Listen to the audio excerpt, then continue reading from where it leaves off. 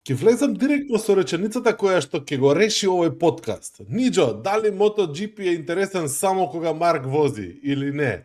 И зошто не?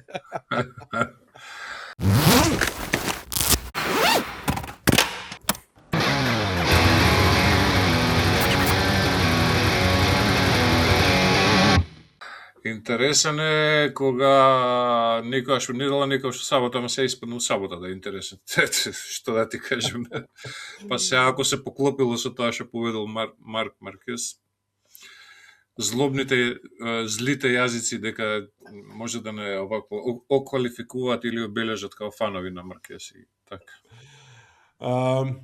Здраво, Ниџо. Добар ден, Здраво, добро вечер. Дарко. Еве, на нас собравме сили и конечно да чекавме да коментираме трка и покрај тоа што во саботата бевме ултра, супер, мега, гига возбудени, неделата некако не спласна скроз и сите нас, и другите новинари, и светската стручна јавност и така натаму. Но Херес е позади нас, патека добро позната на сите возачи, можеби и предобро позната на сите возачи, со една мистерија која што си размислав додека траеше трката, а после ја слушав и во еден од подкастите кои што вчера беа објавени, ако не се лажам, мислам на Падок подкаст дека беше. Како тоа на тренинг и на квалификации сите се толку многу блиску, а во трка се толку многу далеку еден од друг. Да, магија што ни... Го слушнав ја тоа, да, не знам кај беше, ама го слушнав се. Што знам, не знам што да кажам, едно е еден квалификацијски круг, друго е цела трка, така да. Не е баш дека и плюс си ја знаат сите, немаат од кај да излечат више плюс екстра нешто од оваа стаза, мислам дека у сон може да ја возат сите. И тесничка. Особено еден може да ја вози дефинитивно во сон, докажа. Очигледно, да. Дека не само што му лежи, туку е недопирлив. Да. Повторно е Маркес, меѓутоа не зборуваме за Марк, туку зборуваме за Алекс Маркес сега. Да. Победник на вчерашната добро, ние снимаме во понеделник, трка, главна трка. Спринтот не го заврши, веројатно ако го завршеше, ќе го завршеше на прво место исто така, иако беше тотален хаос. Да. Ама ќе коментираме прво главна трка или ќе коментираме спринт? Па поред нека и квалификации имавме интересни. У смисла што Марк Маркес се врати на пол позиција после доминација на... Па не беше баш доминација во квалификации на Априлија. На Априлија беше доминацијата во тркија, DJ на Дукати предходните две трки ги освои пол позициите, така да може и не беше некое изненадување, ама беше у некои такви променливи услови кај што он секогаш знае да извлече некој зајак од шеширот и овакво и донесе радост на домашната публика. Па после имаше ролер коустер во саботата на спринтот, нели истиот ден кога се и квалификациите, со неговиот пат, па победата. Вака ептен скратено го кажав, имаше многу работи измеѓу што се случува. Дали беше, Дарко, фер тоа што он ја пресече тркачката патека, помина низ тревата, па влезе во боксот? Мислам дека не е битно да разговараме за фер и не фер. Битно е да разговараме дали беше против правилата или не против правилата. Па сега, точно ова сега што го каже уствари проблемот на дискусиите на социјалните мрежи, дали е фер или не фер, или е правилно или неправилно уствари. Тоа е најбитното, дали е по правило или не. Уште веднаш после трката ги слушав и пресконференциите, ги слушав и изјавите на TNT Sports и читав написи дека апсолутно ниту едно правило не било прекршено и успеа да ги изчитаат правилата. Дали повторно Марк ќе предизвика промена на правилата, тоа е друг муавет. Да. Обично тоа се случува.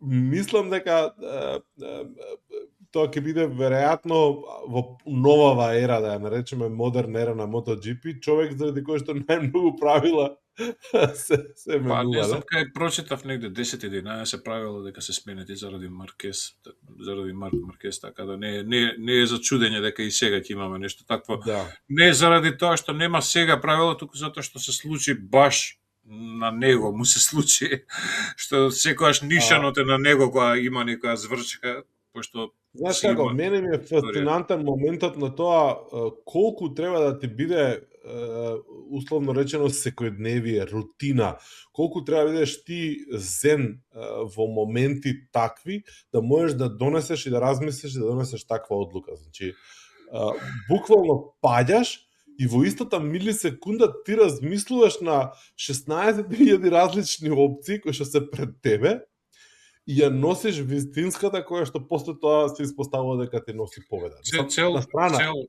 Цела низа на потези исправни. Значи, од моментот на паѓање он веќе размислува како да не се изгаси моторот прво. Значи, уште сме далеку до питбоксовите и до промена на моторот. Туку он више држи на овакво на куплунг и не знам, се слуша дури на аудио преносот како го турира моторот за да го одржи жив.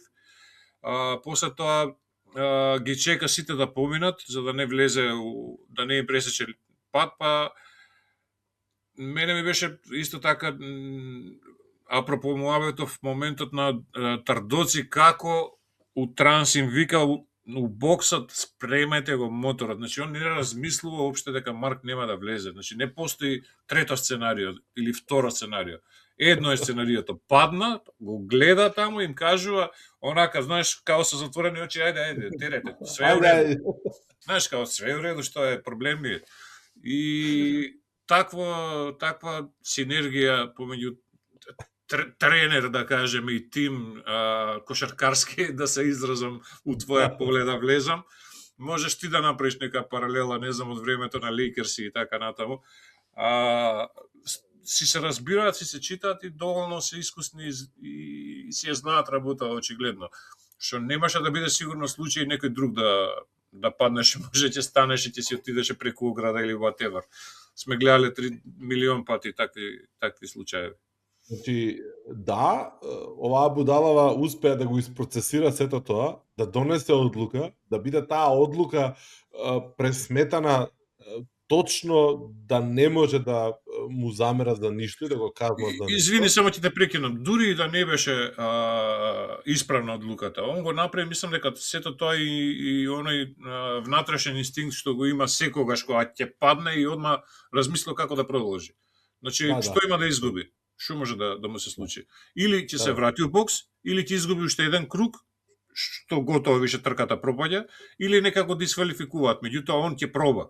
Тука е разликата помеѓу него и мислам дека не можам да кажам дека намерно падна, меѓутоа фактот дека тргна по брат му да вози уште еден круг, тоа го повлече, тоа го повлече. Првата изјава која рече тука е направив грешката. Тачно, он си кажа дека имаше среќа. Што вика некој одгоре, вика ме погали среќата одгоре. Така да многу е свесен дека имаше буквално среќа во овој случај, меѓутоа неговата тврдоглавост, да кажам, му ја отвори вратата кон среќата иначе. Теориите на заговор може да речат дека Марк намерно паднал кога сватил дека имаше такви коментари.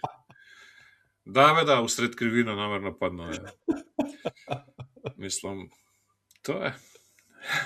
Знаеш, што е интересно, што да беше, карикирам, да беше Жоан Мир прашање, ќе го величаа до сега, ќе го направеа Бог. Значи, вау, како можеше тоа да го направиш и така. Ама пошто речко си има метата на грбот. Марко, очекуваш вакви потези. Затоа не можеш да го величиш. Зашто прво очекуваш вакви потези. Второ, затоа што не му е прв пат така со некоја си квази итрина да добива битки, да победува или да добива некаква предност, ме свекаш. Да, гледаш колку на некои луѓе им смета, им боде очите. Види, многу е лесно да ти смета. Комплетно можам сега да ти аргументирам за двете страни, и про и конс за одлуките, ме свекаш. Затоа што дискусијата е дека он не стекна никаква предност. Да, стекна предност. Ја виде изјавата на Зарков после трка. Као он донел одлука да го помине кругот. Не може се ти да речеш Пупу не важи, нема да го поминам кругот. Значи моментот кај што он можел да се исклучи е поминат. Он се враќа технички наназад, може физички не, меѓутоа технички он се враќа назад на патеката, свеќаш. Да, или може да кажеме дека прошол низ дупката што ја нашол во правилата, не само низ тревата, и тоа е тоа сакав да кажам.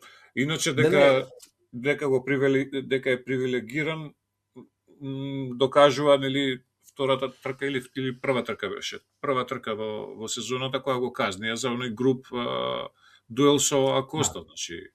Далеко од тоа дека се работи за привилегија. Јас апсолутно му верувам на Сајмон Крефар као судија главен во MotoGP, затоа што до вчера тркач, па после новинар и така натаму, човек кој што има релација воспоставена фантастична со сите на патеката и прво ги пробува да ги превоспита овие млади петлиња, за стариве има точно одмерена мерка овакво во фиока секогаш, така да мислам без везе да се задржуваме на тоа на таква маестрална трка на техникалии веќе. Тоа се ако решат утре да ги сменат правилата, окей, од утре ќе важат други правила. Сега за сега не прекршил правила, тоа.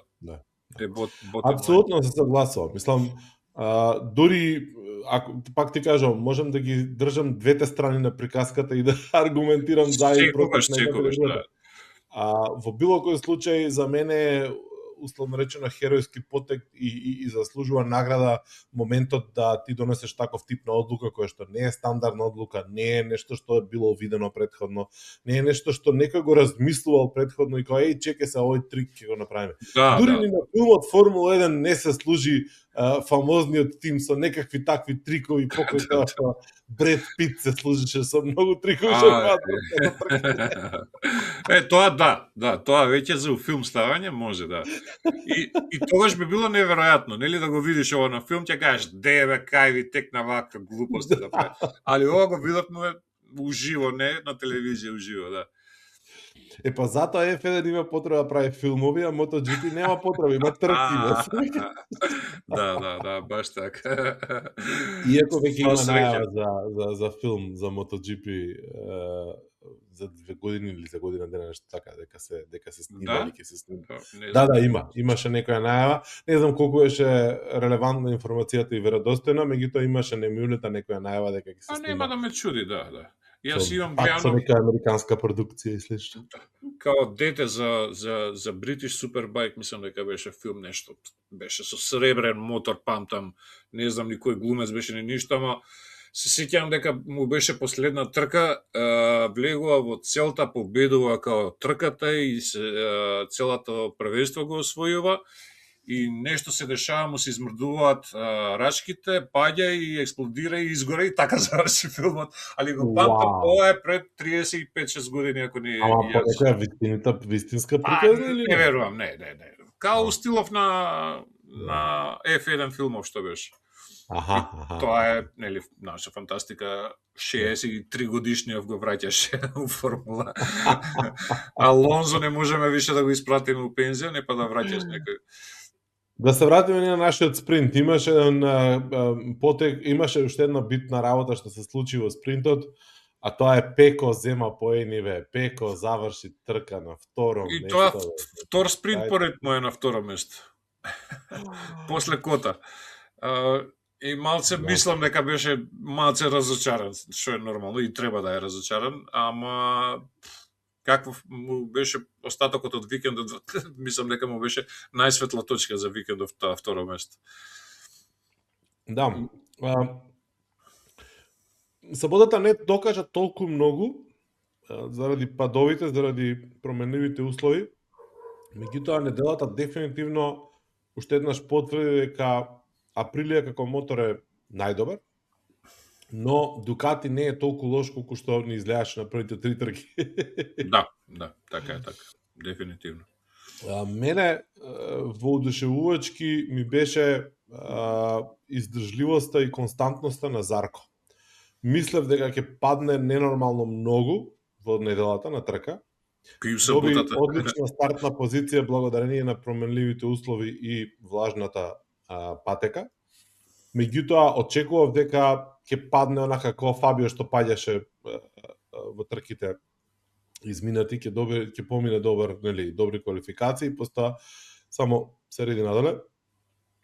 И покрај тоа што времињата, кој ќе ги споредиш колку многу заостанува сите возачи еден позади друг, и кумулативно до 10-то место, мислам дека стига и до 15-20 секунди за останување, што е брзо многу. темпо имаше, брзо темпо. Да, што е многу. Повторно тоа што го направи Зарко ми се допадна многу. И уште еден битен момент да ја продолжам да го продолжам фалењето на Хонда, а тоа е Мир со 2 долги круга освои бод. И Да, и заврши пред се Бањаја, бореше како и да е. со Фабио, се бореше со Квартараро. Имаше битка Со таму за Квартараро, 14-та позиција, да. Да, Хонда, тоест Зарко, дефинитивно извади максимум и дури во саботата имаше со Диџија некои јадачки што траја по 2 круга. И треба да се гледа пак спринтот дефинитивно. Ја го изгледам 2 пати во саботата. Ја би го изгледал уште не. нешто.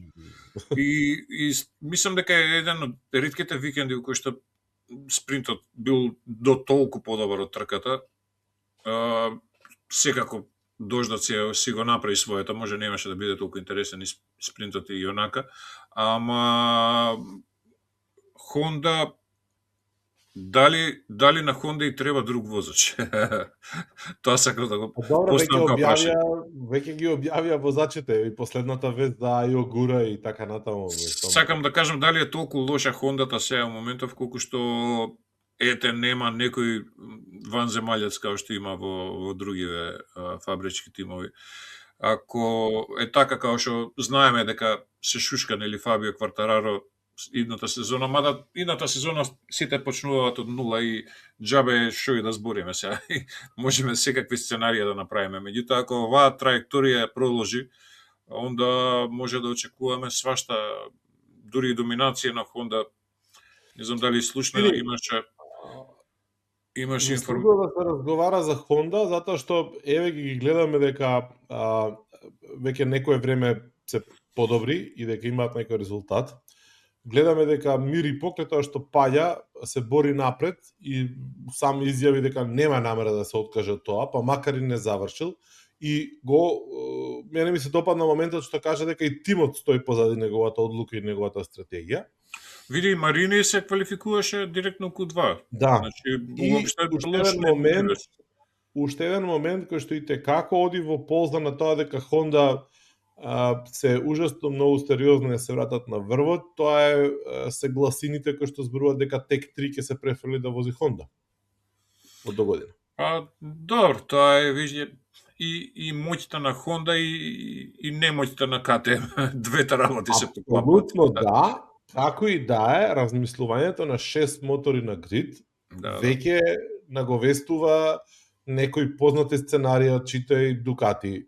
Да. Податоци, побрз развој, побрз напредување и така. До пред 10 години Хонда имаше по 6-7 мотори и повеќе, имаше во приватни тимови по еден мотор Хондин.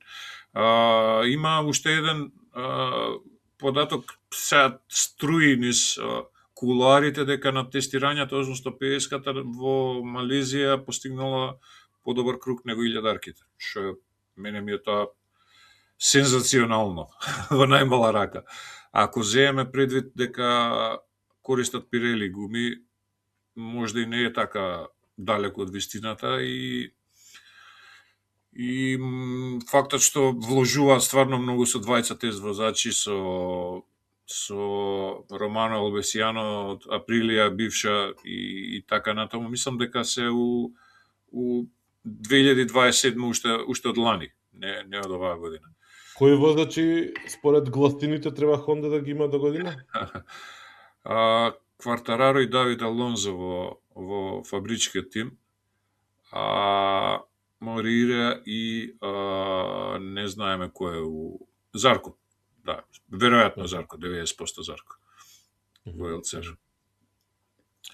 Давид Алонзо имал такво барање се, ако го прерипаат него, не знам зашо би го прерипале, затоа што покрај Фабио Квартараро апсолутно не им треба некој не знам колку подобар возач, а вака ќе имаат некој што ќе го развиваат како на времето Марк Маркес, да кажем, директно у фабрички тим. А Давид Алонзо си има уште домашна задача да си ја заврши во Мото2, ама па и не е услов тоа, видовме еве со Квартараро дека не мора да е тоа услов, дека мора да освои титула во Мото2 за да отиде во MotoGP. Добро, но Мото2 не беше така наклонето за Да. За Давид Алонсо овој викенд. Да, добро, он имаше проблем на стартот, требаше да стартува шести стартуваше, меѓутоа падна негде на 12-15 место таму кој 12, падна. 12. Да, ама после имаше фантастичен камбек на ваква патека, јас неам видено одамна таков камбек во Херес. Дури би се дрзнал да се вратам во 2020 и камбекот на Марк Маркес која предаскаше раката. Значи, стварно гризеше и газеше све пред себе и стигна четврти или пети, се не сум сигурен. Четврти. Да. Се што можеше да помине, затоа што овие другиве тројца напред има значително многу поголема предност. Да, апсолутно. Друго така темпо да не се сомневам дека ќе беше и он у игра да имаше нормален старт. Апсолутно, да. Ама секоја чест и на овие тројца, Колин Вајер Вајер. Криво ми е за Вајер. Мислев дека ќе направи некој, немал веќе оваква снага, не можел кондицијски да издржи, затоа што никад нема возено овакво темпо. Да. А можда имал некоја повреда, се не сум сигурен да не карикирам. Сена Еџиус прераснува во еден фантастичен возач, очигледно. Гризе и он. Го похвали Валентино Роси дека бил талентиран и вонсериски и сигурно и тоа плюс ти дава некој буст. Нема шанси тоа тек така да помине, нормално. Да. Кога те фали некој од калибарот на Роси.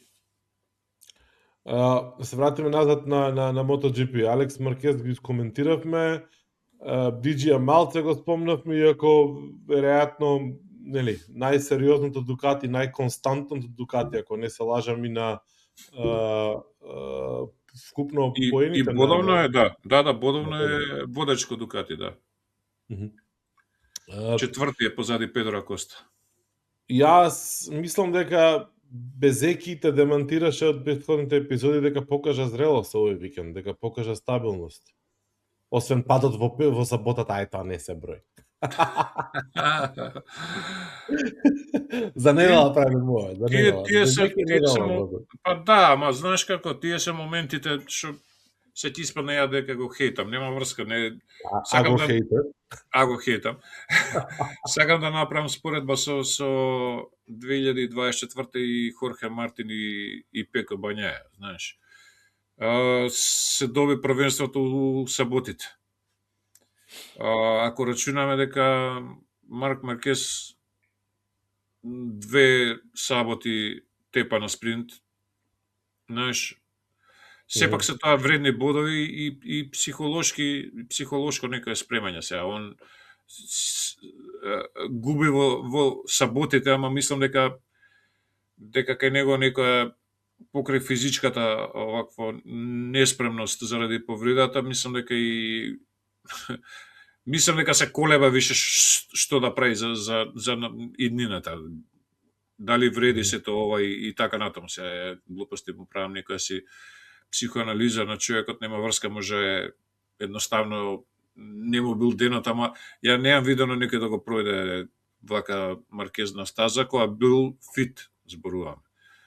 И мотор кога има као што треба. Сега не знам, мене не ми изгледа на оној Марк што лани разараше, значи колку имаше 10 Дефинитивно. И спринта покрето пред... што самиот рече дека нема веќе оправдувања за физичка А, подготвеност. добро, тоа е се. негов стил, да, ама и не верувам ја у тоа. Мислам, самата позиција на мотор му е со тоа десно сломено рамо по 100 пати шиено и рака и рамо и лигаменти и све. Неприродна му е позицијата на моторот, едноставно не е така слеан со моторот како што беше лани. Ама еве и оваа пауза од 3-4 недели ако не му помогна, не знам баш. Ја мислам дека и он и го крие тој факт дека е затоа што пираниве едва и чекаат да намирисат крв. Нема да може договор да добие, како ти кажам. Не знам колку е тоа кај него, нема таква улога. Мислам дека Тардоци виде како го гледа као внук да му е, као да му е син, како му се израдува на спринтот. Онака го гушна Пеко као добре уреду е тебе те гушнав, дај сега да си го видам детето мое. Мислам го фати в тој момент и мислам дека малце намерно го прекина гушкањето на Марк за да не испадне дека ова дете поише го сака.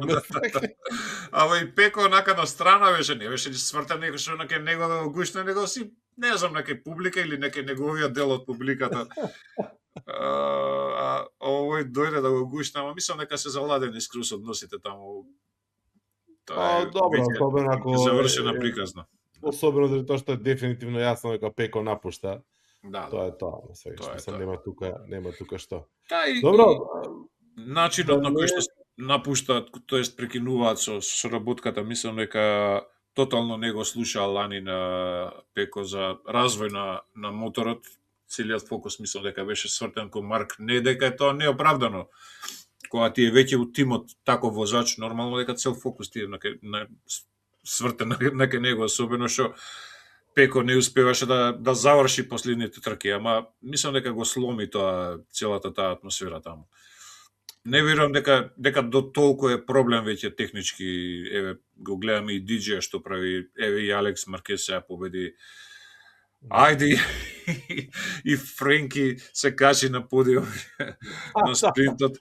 Мислам што изјавата колку му беше добра, зен, каква легенда е. Да, легенда е човекот, а и се гледа колку му е мучно ова све што се случува околу него. Знае више дека му се изброени деновите и дека никој не верува во него. Така. Али добро, убава посвета е. Стварно, тоа секојдневна битка е за многу луѓе да се докажуваш дека вредиш, да пробуваш да направиш нешто успешно не само за себе, него и за сите други, само за да докажеш дека си успешен, дека можеш ти тоа и така натаму.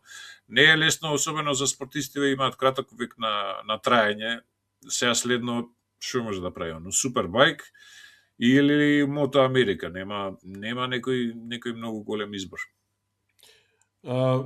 Да, се согласувам. Мислам, притисокот е комплетно различен, особено затоа што многу лесно и многу брзо сите ние забораваме дека тоа се 20 кусур луѓе кои што се на врвот на светот. Значи има уште 2 милиони други најмалце што се тркаат, што сонуваат за да бидат на некое такво ниво. Да, и да кажеш, овој врска нема, не е добар, ваков, таков, онаков. Мислам, не дај Боже се појави на трек дейс, за викенд некој на некоја патека да видиш како помине, како тој гледа.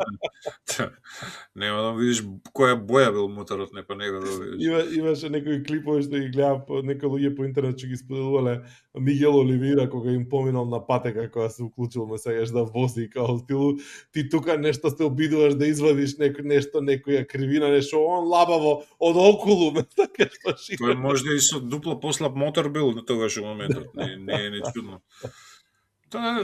И уште колку чекаат, пази од овие клинциве што се од Мото2 и Мото3. Значи има сега богами генерации кои што немаш кај да ги сместиш едноставно. Значи, кога више зборевме у тој правец за Давид Алонзо, Холгадо исто се спомнува во Ямаха, мислам дека беше, ако не грешам. Или не, Изан Гевара се спомнува во Ямаха, и Холгадо се спомнува во комбинациите, а од најново и овој Сена Иджиус на местото на Джек Милер. Значи, веќе четворица се во комбинација некаква, а многу лесно може да се случи и максимум Килес да затрпа на вратата, ако не за 27, за 28 тогаш Види, може многу би возачи во MotoGP веќе можеби и предолго се во MotoGP. Па да А, продолжиме од овие двајца што ги спомнавме. Джек а, Милер, колку и да си го сакаме, и Френки Морбидели веќе толку се и. изброени деновите, Алекс Ринс Ринс исто, да, исто. Свеш. заради повреда, како Не год. дека нешто не го бива или слично, меѓутоа мислам Не, дека деновите на повредата се Биндер не се направи своето. изброени, ме сакаш. Да. Па тука би ги ставил, ако ме прашуваш, колку и да е добар од време на време, дури нели се спомнува и за фабрички воzač на КТМ следна година, и Вињале се прашање Да. што ќе се Да, случи со да, него. да. Да. Се Енеа тоа Бастианини, возачи кои што многу лесно може да ги нема и да. мислам дека ќе биде добро да ги нема затоа што ќе остават простор да малце повеќе време се развиваат новиве.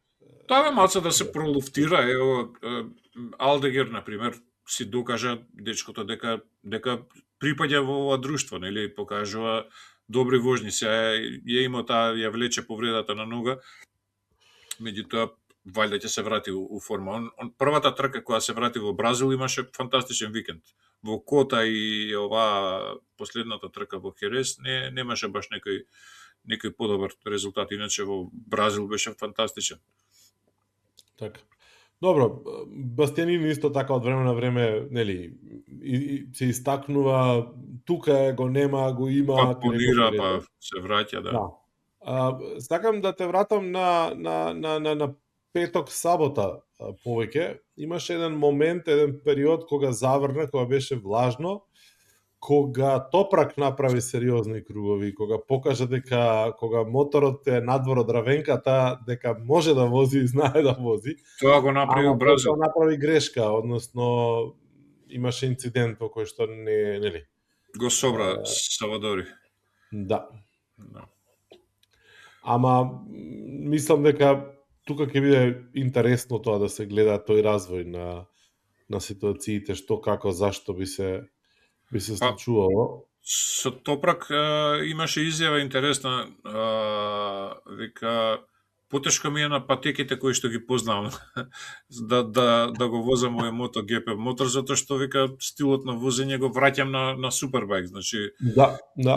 повеќе му пречи она презнаењето што го има него што му користи, и има логика во сето тоа. Дури ако успее он да го премости овој преот од Пирели на Мишелин, па пак на Пирели, успешно, значи ќе биде фаворит, ќе биде за наредна година ако има мотор како што треба. Ќе видиме, да. Инаку поредокот во шампионатот е Безеки на прво место, и она што беше интересно, има 3 победи, 4 подиуми.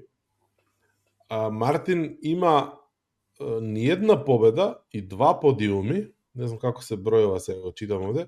И спринтовите му беа добри. А е само 11 бода позади Безеки. Да. Тоа е тој момент кога Мартин кога зема титулата, што викаш ти без победа, односно на конзистентност ја зема. Значи тука е, цело време ние го збориме, ќе се врати, повреда, го учи моторот, ти рековме, рече, уствари он вратно дише на... Па мене ми беше фаворит за оваа трка. Не знам дали зборевме прошлиот пат, ама немаше фаворит за секоја трка, Мартин. Не знам дали зборевме прошлиот пат. Не го извадив од уста, каже. Имаше пех, нели, на спринтот со блокирање на таа предна косенца и што и да беше, кога се вжешти дискот и мораше да се откаже. И во главната трка што се случи со него, четврт заврши. Така, втор беше Безеки, четврт беше он, па после беа Ајо Гура и Раул Фернандес, значи растуријат дечки од Априлија. 4 од 6 мислам дека беа. Да, 4 од 6, да. Значи второ, четврто, петто, шесто, така, да. Да. Ајо Гура, еве, кога го спомнуваме, више извоза фантастично исто. Он ни беше надеж у главна трка, па и у спринтот имаше добри претекнувања. Ама у главната трка беше стварно добар ептен. Види, цело време се дискутира тоа дека му треба добар старт. И Зарко покажа на оваа недела колку всушност добра стартна позиција и добар старт е клучен за било што може да направиш. Посебно тука у Херес, лани се сеќаваш Квартараро втор заврши. У главната да, трка. да. После по позиција, сега замисли Да. колку се далеку од таа форма. Ланска која што секако викавме дека е катастрофа. И ланската форма. Не знам, ако успеат да извадат добар болид идната година, добар болид, пардон. Хрклиш. Добар мотор наредната сезона, онда стварно вредела жртвата за оваа сезона. Ако ја промашат и наредната сезона, онда нема оправдување, треба да летаат глави таму. Хорхе Мартин, мисли му ја. Знам колку многу го сакаш, ама мислам дека стратешки не знам дали погрешни одлуки го спомнав. Значи, од сега секој пат кога ќе го спомнеш, ќе ти го хейтам за нешто. За инат, да, за инат. Чекај, што направи он? Пак имаше нека глупост на на Хорхе Мартинот кога заврши квалификациите или во петочните квалификации нешто се за официјален тренинг што го викаме. Добро. Не знам више како да го кажам. И па на последниот круг кога излегуваат за припрема за стартување. Излета и се го здроби моторот. Не знам дали го видите. Си ги има уште тие месечарења по стаза. Кај што нема е баш фокусот на место. Така. Сакам само уште еден детал да искоментираме, што се случи викендов повторно и му го зезна стартот на Безеки, мислам дека беше. И никој ништо не прокоментира дали можеби се размислува во насока на превенција на таквите ситуации. Тоа беше за среќа негова во спринтот. Да. Станува збор за оние, како се вика, пилов на кацигите, фолии на кацигите. А не приметив кој ја извади фолијата, меѓутоа интересно Алекс Маркес. Ама не ја извади фолијата кога беа на грид. Он ја извади фолијата пред да влезат на местење. На 13-та кривина, последната кај што падна Маркес. Он ја извади последна кривина, што значи дека е окей потегот. Да. Ама фолијата се закачи на моторот на Безеки напред, на криво, и кога врштана се вовлече позади. Совршено како што не треба. Прво му се провлече на предно тркало, па он како што отиде назад, го намести на задно. Тоест како што отиде напред да се намести на линијата. Да. Ужас. И тоа сте размислов, што би забранил? Би забранил да ги тргаат пред старт, би забранил да ги тргаат во warm-up круг, кога би, например, ако речеш, у бокс да ги тргнат. У бокс нека ги тргнат. Што е проблемот? За еден круг што ќе се деси? Им се налепат мушички, што? Не разбирам. Не знам. Може ми е суеверие на некој од тие, не знам толку да совршени услови да чекаш у последен момент да го трнеш тоа, да не има нека прашинка, знаеш, тоа се детали, нијанси, меѓутоа мора да најдат некој решение. Ова е више без врска. На Джек Милер еднаш у оној што е усисникот за ладење на кучниците му се заглави, на Маркес пред 2 години у Австралија беше. Да, на тркало, да. Да, мислам, може да ти пропасти цела сезона, ако баш тие бодови одлучуваат. Буквално. Па да, мислам, окей, оваа ситуација е премногу рано, ама никој не е премногу рано. Да. 12 бода замисли да ти ги нема. Пази, значи ти стартуваш, немаш појма што ти се случува, моторот ти проклизува, губиш позиции. И опасно е, да. Може да те убие. Тоа страна, значи губиш позиции и целата трка, целиот мајндсет, целиот фокус ти е комплетно пореметен. Значи целиот план за трката ти е комплетно пореметен. Ке речеш, да, добро, окей, ајде изгубил 3 позиции, возаче ќе се врати, добар треков, не, пошто комплетно е дефокусиран, комплетно целата стратегија за возење, ако имало стратегија и покрај тоа што не сакаме да разговараме на такви работи, пошто не е формулова, е пореметена. Ама зборуваме колку е важен стартот, зборуваме колку е важна стартната позиција, зборуваме колку е важна прва и втора кривина на различни патеки. Окей, некаде има повеќе тркање, некаде има помалку тркање, како и да е, битни се тие работи. Еден ваков минимален детал, налет секундите што може да ти ги изгуби. Ти губи фокусот, ти губи концентрацијата. Мислам, зошто да не е Безеки да каже ја паднав заради тоа што ми се поремети целата трка на почетокот кога проклизав. Сакаш. Мислам, веројатно нема да го каже тоа, ама имаше изјава и тоа тотално спротивно од ова што го кажеш, веројатно затоа што сакаат, мислам дека и они пеко се трудат да ги избегнат оние хейтања плачење. На сметка, на сметка Роси и Маркес браќава, знаеш.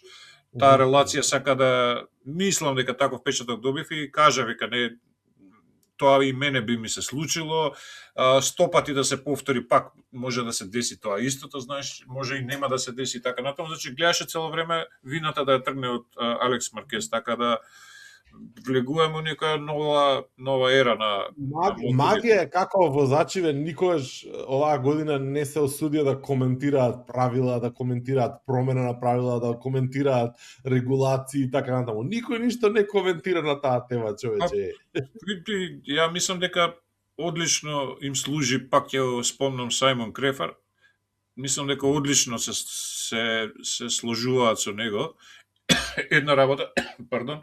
Друга работа, нема веќе кои варијабили, освен притисокот во гуми, не зависи тоа нити од судија, нити од ништо правило. И тоа е тоа, знаеш, нема кај што да се тумачи. Сега дуели, како што беше оној во првата трка помеѓу Маркес и Акоста, сигурно ќе биде тема на полемики уште долги години и такви ги имало и во минатото, како имаше еден коментар. Значи, од сега натака, таквиот дуел ќе се смета за нерегуларен. Затоа што имаме нови суди и така натаму и така натаму. Не, мислам дека у тој дел нема да има промени до крај на сезона, освен ако има некаков инцидент. А ова што го спомнав дека мислам дека некако као да се по-френдли возачиве, што на некој може ќе му смета, сака да има драма, може сака да има рчки и така натаму. Битка. Битка, па добро, ете има битка на стаза има, али не мора да се прави UFC.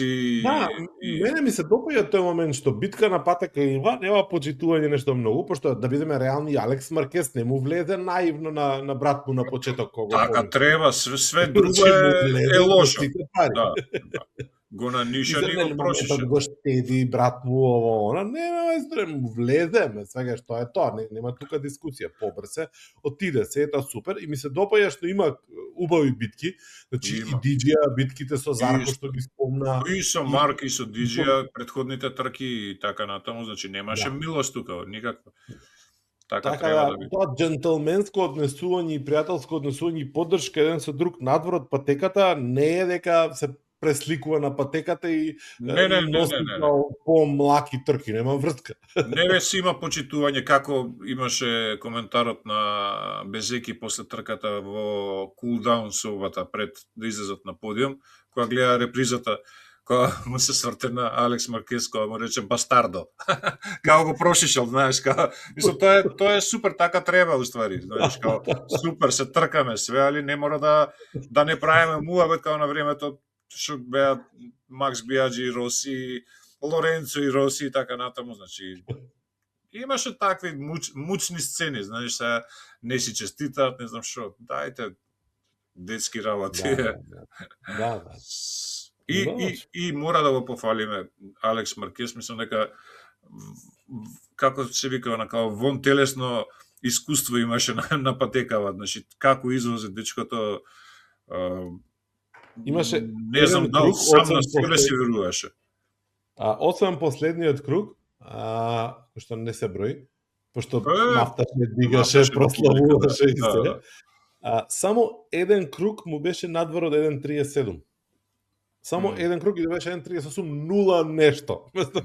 Да. Не, машина беше, влезен беше у зоната и немаше тука никој жив да го претекне. И Марк Маркес, не знам, ако беше во подобра физичка состојба, не верувам дека ќе можеше нешто да направи. Не, мислам и Ланица докажа Негова дека трка лапа беше е ова, да. на Алекси, тоа е тоа, мислам едноставно Проблемот е прešискувам на лапата. што нема константност, тоа е главниот проблем. Никој не вика дека не знае да вози, као што може, например, као што Зарко лани победи у Леман. Значи, тоа се такви некои вон серијски епизоди кои што не може да ги врзе. Имам бољи пример. Ринс во Кота.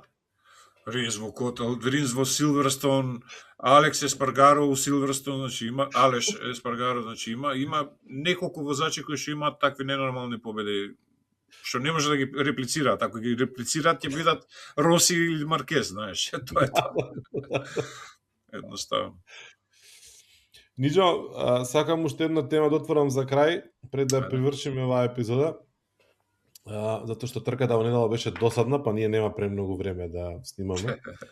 Ама пред да кажам најавата за следната трка дека ќе се вози во Франција од 8 до 10 мај на Леман, има уште еден тркачки викенд измеѓу кој што ќе се вози на новата картинг патега покрај Балатон неделата.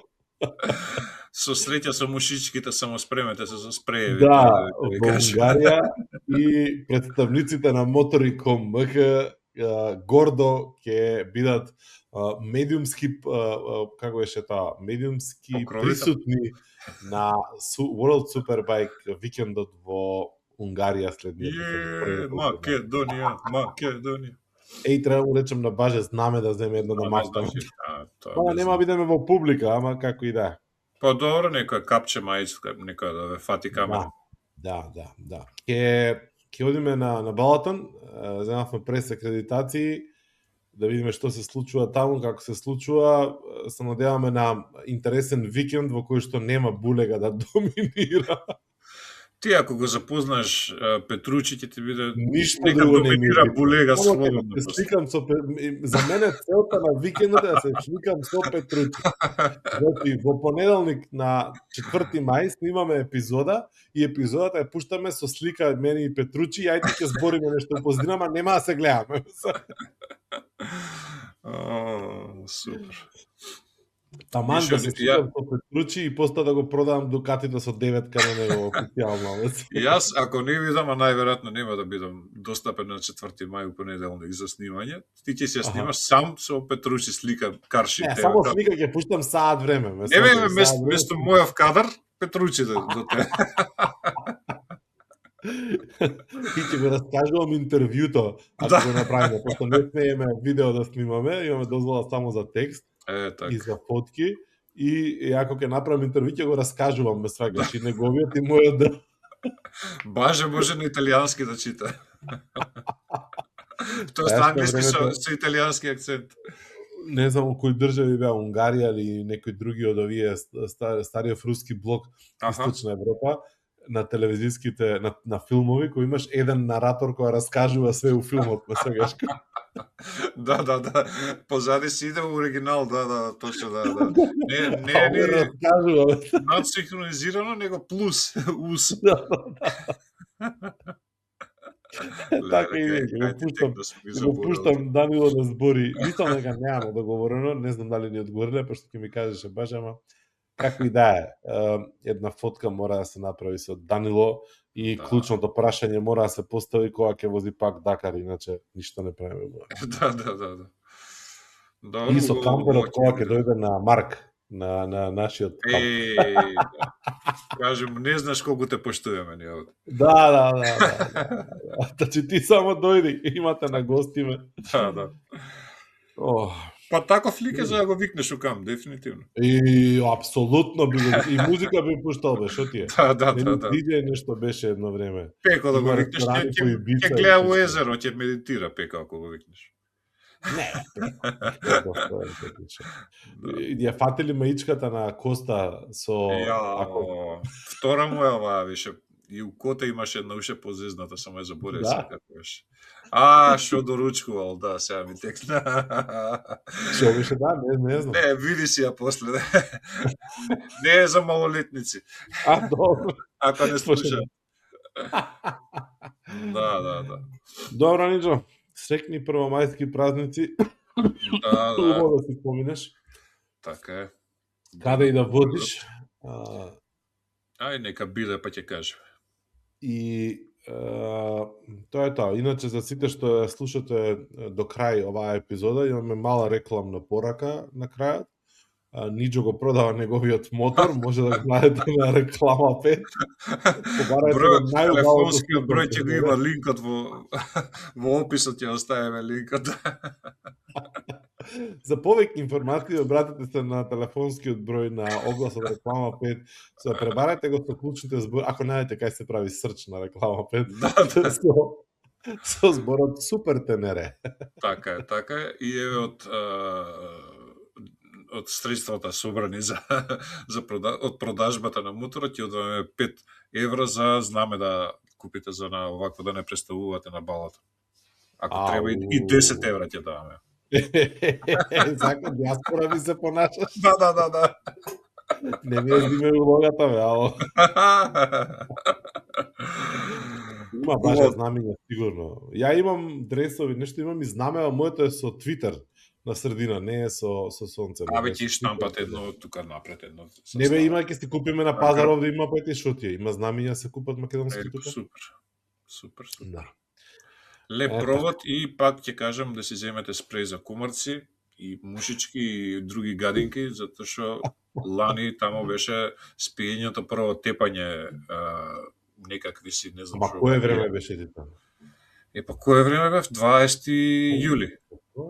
Не, добро, порано е се. Добро сега, да, може се легнати сега, уште се спијат. Тогаш беше ужасно. Убаво да си поминете секако. Ќе видиме. Да прачите лайф видеови. Се најдобро. Чао.